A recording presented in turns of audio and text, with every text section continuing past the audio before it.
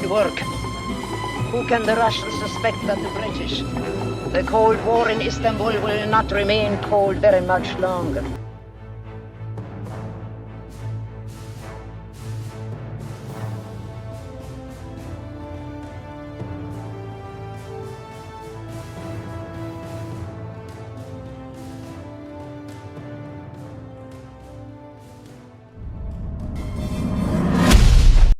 From Russia with Love, the 1963 classic that launched a global obsession. Tonight, we unveil 21 strange secrets buried deep within this vintage spy masterpiece. We also have a heartbreaking story behind the scenes involving real-world history. Pour yourself a drink and join us here at the Rewatch Club. Let us begin with the president's favorite book. This changed Bond's destiny. In 1961, John F. Kennedy named Fleming's novel a favorite in Life magazine. Readers rushed to bookstores, forcing producers to make this film the next big project. But the tie between the White House and this movie gets much more haunting. On November 20th, 1963, just before that fateful day in Dallas, Texas, 2 days before his life was taken in 1963, a private event occurred. Kennedy watched a screening of this film. It was the very last movie he saw. A heavy silence lingers over these frames, tying a fictional spy to real tragedy. Consider that chilling opening. A moonlit hunt ends with a hero being choked to death. It breaks our hearts. Until the lights reveal the victim was never really Bond. Just a training dummy wearing a prosthetic mask of 007's face. This trick was never in the original script. Editors moved the footage to the start, creating a pulse-pounding intro before the titles. That choice sparked a legendary cinematic tradition. It birthed the iconic cold open that defines the series even 60 years later. A simple edit changed everything. Next, a real Grandmaster battle unfolds. Early on, a villain wins a chess match before plotting a deadly game with Bond. Those moves were not fiction. They were pulled from a historic 1960 championship. The board mirrors a famous win by Boris Spassky during the Soviet Union chess finals. It was a daring move, one the master himself remembered as his greatest victory. The studio changed the board position slightly. They feared the Game of Kings was copyrighted. Spassky became a legend, and his brilliance was captured in a world of spies. Most fans miss this hidden tribute to the intellectual depth of the Cold War. A 19-year-old beauty queen stepped into the role of a lifetime. She felt like a soul searching for true love. Daniela Bianchi became the youngest leading Bond girl ever. Long before the camera rolled, she had already charmed the entire planet as a finalist. She was a Miss Universe runner-up, celebrated for being the most photogenic woman alive. The film was a gathering of stars, including former pageant winners in the Gypsy Camp. Supporting cast members were beauty contest winners. Bianchi brought a soft light to the screen that made her pairing with Connery timeless. She set a standard for elegance that still echoes through modern cinema history today. A secret was hidden behind her voice. Even the most devoted viewers might not catch this strange piece of movie magic. Every word her character spoke actually belonged to a completely different woman. She promised much, but the voice belonged to another. Bianchi struggled with the language, reciting lines by sound with a thick Italian tone. The director wanted a perfect Russian sound that she simply could not provide then. So, actress Barbara Jefford was hired to breathe vocal life into the character in secret. The face was Italian, but the voice was British. A phantom performance lost in time. M speaking, our hero perished in that fire. The film featured a brotherly secret, casting Neil, the younger sibling of Sean Connery. Truth is stranger than fiction. Spectre was born from Cold War fears, replacing Bond's original Soviet foes from the books. Imagine being cornered, with no escape possible, as the enemy closes in on you. Real Soviet spies were swapped for something far more cinematic, with global tensions rising and the Cuban crisis fresh. The world stood at the very edge of total nuclear war. President Kennedy navigated the darkest, most uncertain hours of that global standoff. The producers realized making the Soviets the main villains was simply too dangerous a gamble. They invented a stateless criminal shadow group with no political ties. This move freed the series from real-world politics, letting Bond hunt villains anywhere at any time. That creative spark defined the entire series and gave us the most iconic villains in movie history. It brought us the debut of Blofeld himself, appearing on screen for the very first time, a silhouette stroking a white cat. While the world believed he still led the Soviet spy operations, fans know him as the heart of the series, the beloved man behind the gadgets. The workshop prepared a specialized suitcase for the mission ahead. He was the genius who armed 007 with the most extraordinary tools imaginable. The version of Q we love was born right here, hiding secrets inside a magnetized case. Actor Desmond Llewelyn made his debut here, beginning a journey that would span many decades. He replaced Burton. He portrayed Q for 36 years across 17 films, becoming the most enduring face in the entire Secret Agent franchise. That first meeting, featuring the legendary trick Briefcase, became the model for every future gadget scene. From exploding pens to invisible cars, the magic started with one man and his simple piece of luggage. Then came the terrifying assassin who needed a box to stand on. Robert Shaw's turn as Red Grant remains one of the most chilling performances in cinematic history. A deadly plan was mapped out within the quiet shadows, cold and physically imposing. Grant was Bond's equal, yet Shaw later shared a secret about their fight. He was actually 4 inches shorter than Connery himself. To keep the illusion of height, Shaw stood on a wooden crate during their shared scenes. His raw power caught the eye of a young filmmaker who would one day change the world. Years later, Spielberg cast Shaw as the grizzled shark hunter in his masterpiece, Yaz, a truly legendary cinematic turn. One performance launched a legacy featuring a killer with very dangerous shoes. Casting Rosa Klebb was a stroke of genius that still haunts our cinematic memories. Skill is taught, but nothing replaces the weight of experience in the cold field. Director Terrence Young chose Lotte Lenya after hearing her voice on a haunting recording. Lenya was no ordinary performer. Having won a Tony for her musical stage work and earned an Oscar nomination, she was 61 years. She brought a chilling, reptilian menace to the role that no younger star could ever match. The poison blade, hidden in her shoe, became one of the most famous weapons in history. After the film debuted, people would look at her feet instinctively, cementing her place in the halls of cinema. The brutal struggle aboard the train remains a hallmark of action. It is widely hailed as the greatest hand-to-hand fight ever filmed. Director Terrence Young used his boxing background to personally map out every desperate blow. The scene took 3 weeks to capture within the tight walls of the train. Connery and Shaw fought for real, refusing help for that legendary, brutal train duel. Stunt double stayed back, appearing once as that raw violence started to genuinely worry the crew. Silence replaced the orchestra, leaving only sickening thuds and the steady, rhythmic pulse of the tracks. That suffocating grit birthed a benchmark that every modern action flick is still trying to capture. If these echoes of golden cinema move you, please share the love by tapping that like button. Tell us which mission you love most in the comments and join us by subscribing today. From the charm of Dr. No to the steel of Craig, we have explored every iconic era. Our vault is deep, so tell us, which classic remains your ultimate favorite cinematic escape? Fact 11 reveals a truth. As 32-year-old Connery defined magnetism in From Russia with Love, he was the peak of silver screen magnetism, even as the plot thickened around secret Russian designs. Yet, a subtle mystery lingered behind his gaze. His hair had begun vanishing in his early 20s.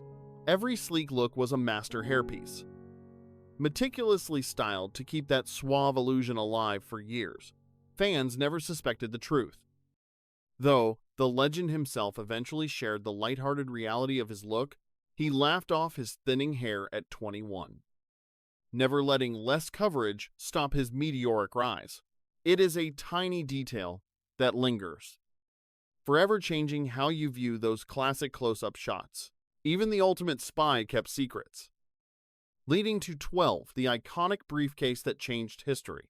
When Q handed over that leather attaché, he was not just giving a tool, but birthing a legacy. A hidden blade and secret trigger changed the spy game forever. Inside sat a folding AR-7 sniper rifle, packed with 20 rounds for those high-stakes encounters. It held a .25 caliber punch, 50 gold coins, and a cloud of stinging tear gas. Sid Kane crafted a real masterpiece with working compartments and a lethal trap for any curious enemy. Before gadgets became fantasies, this felt like real. Heavy gear of a dangerous trade. It carried the weight of authenticity, setting a gritty tone that defined the future of espionage. This elegant weapon remains a masterpiece, the ancestor to every high-tech toy that followed. Fact 13 whispers a great cinematic what-if, where the master of suspense nearly took charge. Following Dr. No, Alfred Hitchcock gazed at the franchise, considering a move into spycraft. His talent for tension seemed ideal. Yet this legendary collaboration sadly remained just a dream. The dream shattered over finances, as the director's massive price tag would have drained the budget. Terrence Young returned. Yet Hitchcock's influence still haunts the shadows of this Cold War thriller. That frantic helicopter pursuit feels like a loving tribute to the dusty fields of North by Northwest. Cold War dread here echoes the Master's unique touch of psychological tension. The Master never called action, but this mission remains the closest we ever got to his vision. Wait for our unforgettable finale. But first, 14. The moment the vault suddenly swung wide open. After Dr. No conquered the box office, the stakes rose, turning a simple idea into a gamble. From a modest $1 million start, United Artists flooded the sequel with riches and ambition.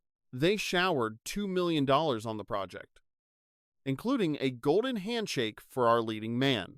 A $100,000 bonus topped his pay, rewarding the man who built the myth. Those riches unlocked Istanbul and grand spectacles that transformed the film into a global odyssey. It was the spark that ignited a fire, turning a spy flick into a massive empire. $12 million poured in, proving that the world was hungry for more intrigue. It crushed the previous record, signaling that this was no longer a risk, but a phenomenon. A gold mine emerged, leading to 15, the hidden theme. While we expect grand anthems, this mission took a quieter, more subtle path with its music. Matt Monroe's smooth voice is nowhere to be found when the opening titles first appear. We hear only ghosts of the melody at first, saving the full performance for the finale. A quiet canal in Venice carried our heroes toward their sunset.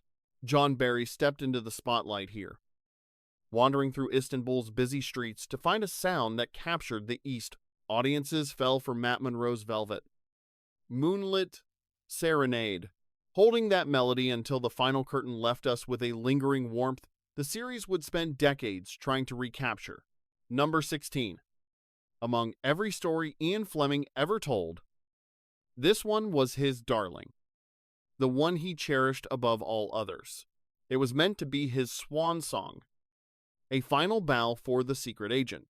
He felt defeated by sluggish sales and the silence of a Hollywood that hadn't yet noticed his creation.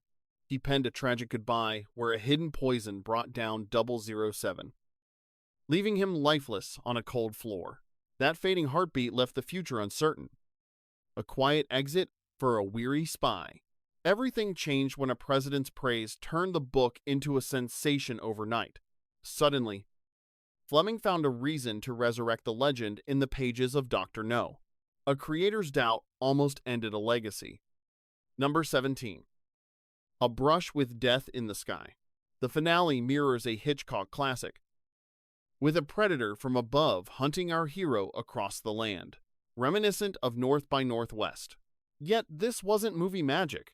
The terror in the air was genuine. Sean Connery sprinted through the grass while the steel bird roared dangerously close behind him. A novice pilot kept diving toward the star, turning a scripted chase into a life-threatening gamble. On screen, you see the razor-thin gap. Usually, Connery was the coolest man in the room, but even his nerves frayed when the rotors hummed too loud. That tension wasn't just acting. The lens simply witnessed a man truly fighting to survive the shot. Number 18. Tragedy nearly struck again when director Terrence Young faced his own nightmare in the air. On July 6, 1963. A scouting trip in Scotland took a terrifying turn toward the sea. Clear the way.